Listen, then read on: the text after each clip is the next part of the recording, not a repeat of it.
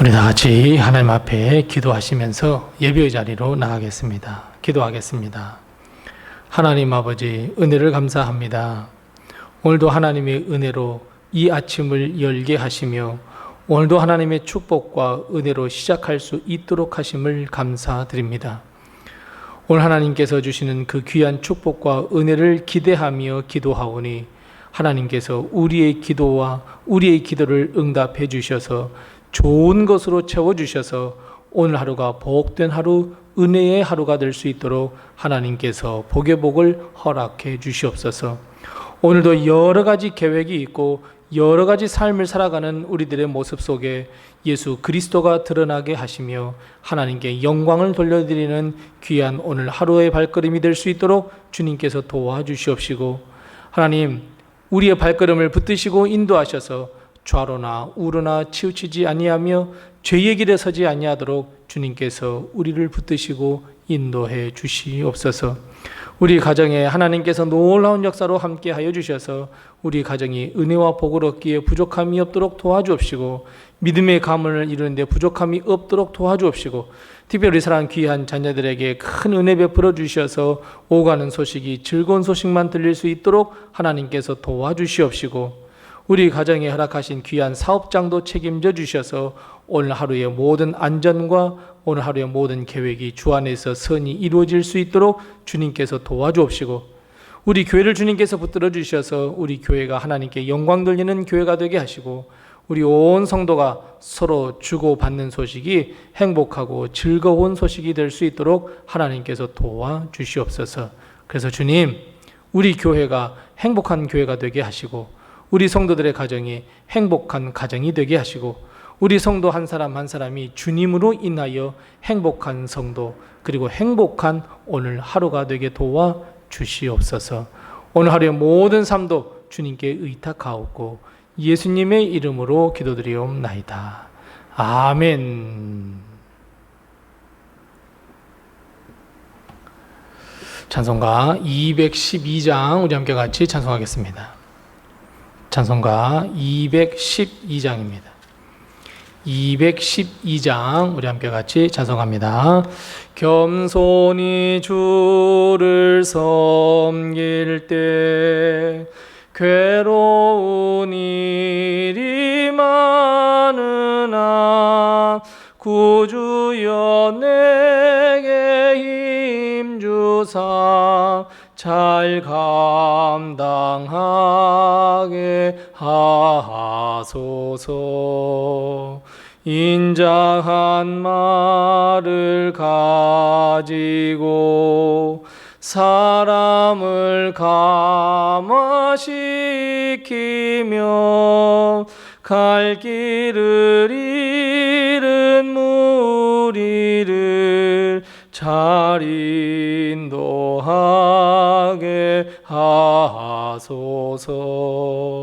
구주의 귀한 인내를 깨달아 알게 하시고 굳건한 믿음 주셔서 늘 승리하게 하소서.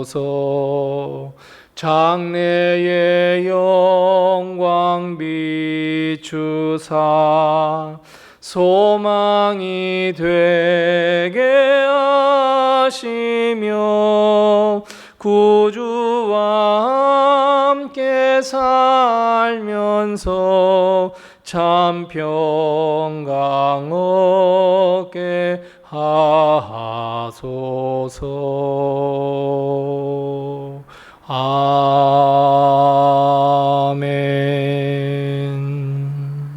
아멘. 오늘 이 시간 하나님께서 우리에게 주시는 말씀은 신약성경 마가복음 9장 33절 말씀부터 35절 말씀입니다. 신약성경 69면에 있는 마가복음 9장 33절 말씀부터 35절 말씀까지만 우리 함께 같이 한 목소리로 봉독합니다. 마가복음 9장 33절에서 35절입니다. 함께 같이 봉독합니다. 가버나움에 이르러 집에 계실새 제자들에게 물으시되 너희가 길에서 서로 토론한 것이 무엇이냐 하시되 그들이 잠잠하니 이는 길에서 서로 누가 크냐 하고 쟁론하였음이라. 예수께서 앉으사 12제자를 불러서 이르시되 누구든지 첫째가 되고자 하면 무엇 사람의 끝이 되며 무엇 사람을 섬기는 자가 되어야 하리라 하시고. 아멘.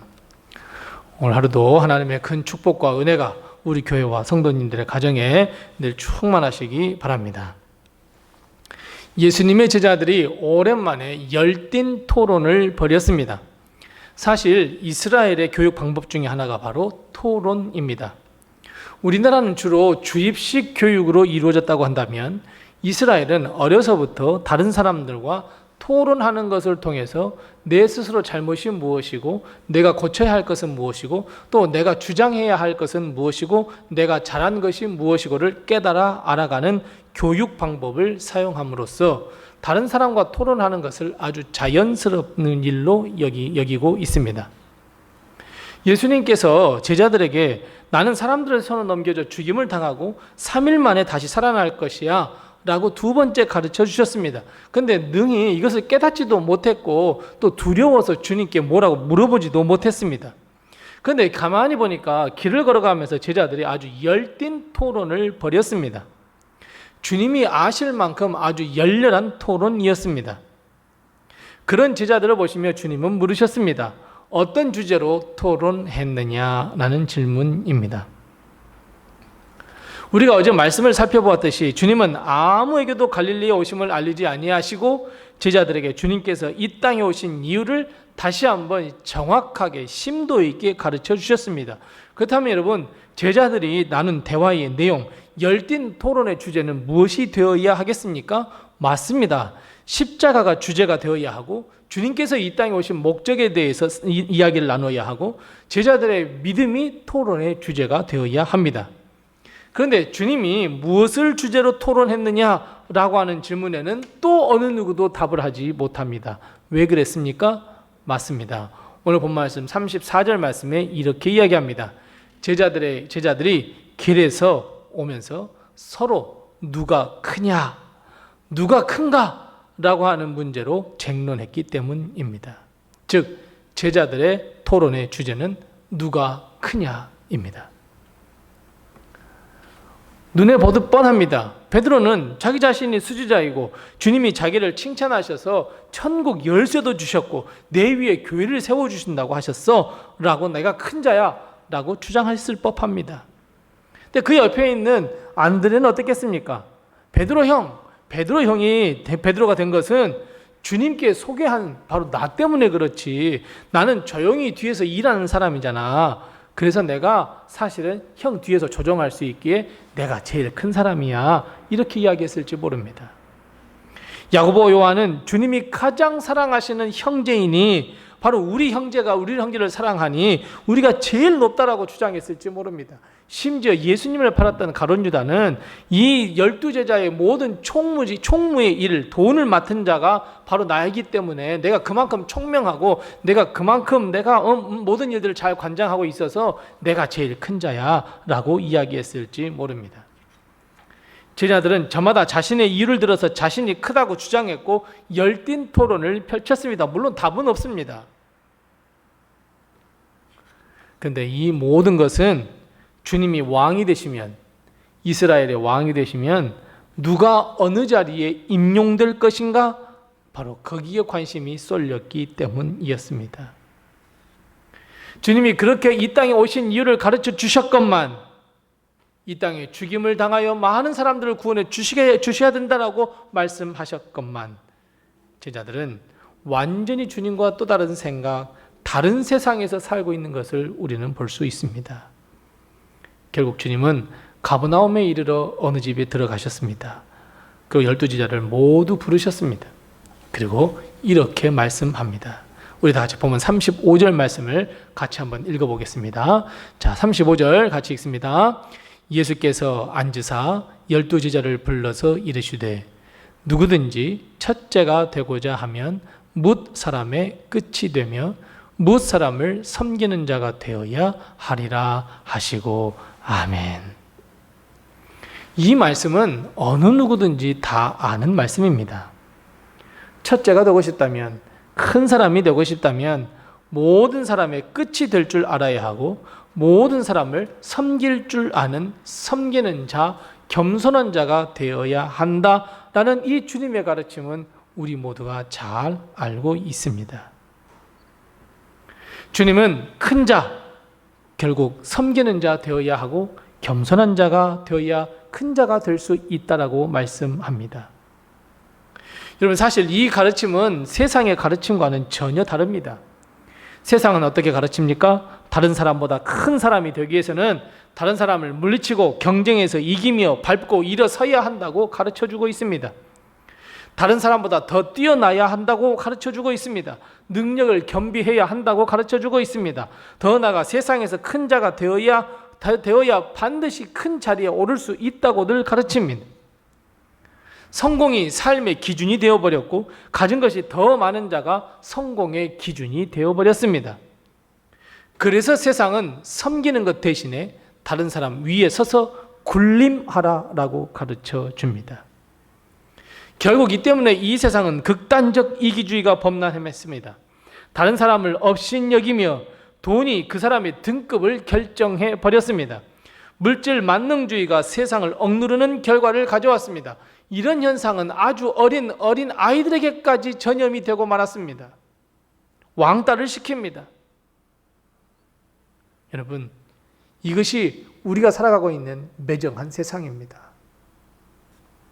하지만 주님은 완전히 세상과는 전혀 다른 가르침을 우리에게 가르쳐주고 있습니다. 오히려 섬기는 자가 더 크다고, 끝이 되어서 다른 사람을 섬기는 자, 겸손한 자가 큰 자라고, 그렇게 해야 한다고. 그런데 주님 바로 그 길을 가셨습니다. 우리에게 모범을 보이셨습니다. 말로만 우리에게 섬기는 자, 겸손한 자가 되라 라고 하지 아니하시고 직접 주님이 십자가를 지고 그 길을 가셨습니다. 하나님의 아들이 피조물 우리의 형상을 입고 이 땅에 오셨습니다. 그것도 얼마나 낮아지심인지 모릅니다. 뿐만 아니라 가난한 사람, 각색 병자, 죄인들과 친구가 되어주셨습니다. 기꺼이 해주셨습니다. 그들의 아픔과 고충을 들어주셨습니다. 만왕의 왕이 그들에게 귀를 기울여 주셨습니다. 우리가 잘 알고 있듯이 스승이신 주님이 노예나 종이 해야 한 바로 제자들의 발을 씻겨 주셨습니다. 더 나아가 많은 사람의 생명과 영생을 위해 가장 낮은 십자가의 길을 걸으셨습니다. 죽음도 맛보셨습니다. 그것도 기꺼이 하셨습니다. 사랑하는 마음으로. 사랑하는 성도 여러분, 많은 사람의 존경이 되고 싶으십니까? 많은 사람들로부터 사랑받으며 큰 자가 되고 싶으십니까? 그렇다면 큰 마음을 품고 다른 사람을 섬기는 자가 먼저 되셔야 합니다. 큰 마음을 품고 우리는 먼저 겸손한 자가 되어야 합니다. 낮아지는 삶을 사십시오. 주님은 낮은 곳, 바로 그곳에 계십니다. 우리는 항상 내 마음을 내세우려고 합니다.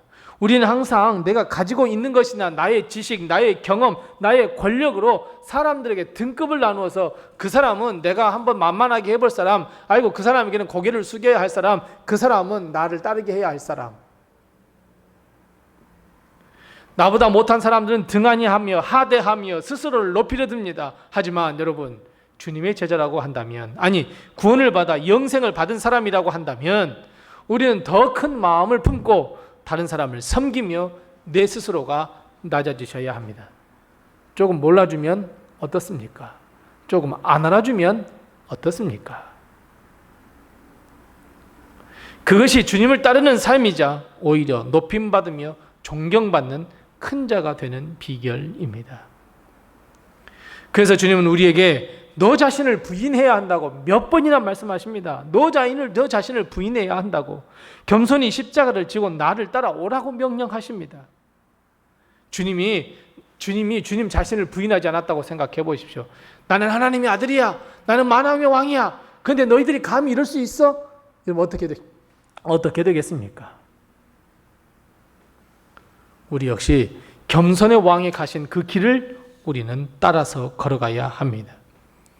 다른 사람을 위하여 기꺼이 생명을 내어주신, 자기 자신의 생명을 버리신, 자기 자신의 부인의 가장 끝판왕인 자기 자신의 생명을 버리신 주님을 따르야 합니다. 이것이 믿음의 능력이고 사랑의 능력이며 겸손의 능력이며 우리에게 그렇게 하라 주님께서는 말씀하셨습니다. 사랑하는 성도 여러분, 우리 주님을 따라 겸손의 삶, 이 남은 삶을 섬기는 삶을 살아가십시다. 사랑하는 삶을 살아가십시다. 사랑을 실천하는 삶을 살아가십시다. 무엇 사람을 섬기는 자가 되어서 오히려 주님께서 너는 아주 큰 자라고 인정받는 사람이 다 되십시다. 오늘 주의 말씀을 따라 주의 말씀을 내 마음에 새기고 나 자신을 부인하고 주님을 따라 내게 허락하신 그 십자가를 지고 묵묵히 걸어가는 십자가의 삶, 겸손의 삶, 승리의 삶을 살아가는 우리 성도들이 다 되시기 바랍니다. 기도하겠습니다. 우리 함께 기도할 때 두 가지로 먼저 기도합니다. 첫 번째 기도할 것은 주님, 내가 겸손의 삶, 낮아지는 삶, 이기는 삶을 살게 해 주옵소서. 우리 함께 같이 기도하십시다. 두 번째 기도할 것은 겸손히 주님이 주신 십자가를 지고 주님을 따라 걷는 십자가의 삶이 나의 길이 되게 해달라고 우리 이 두 가지의 기도의 점을 가지고 함께 기도하시고 우리 또 내게 허락하신 기도의 점을 가지고 하나님께 기도하겠습니다.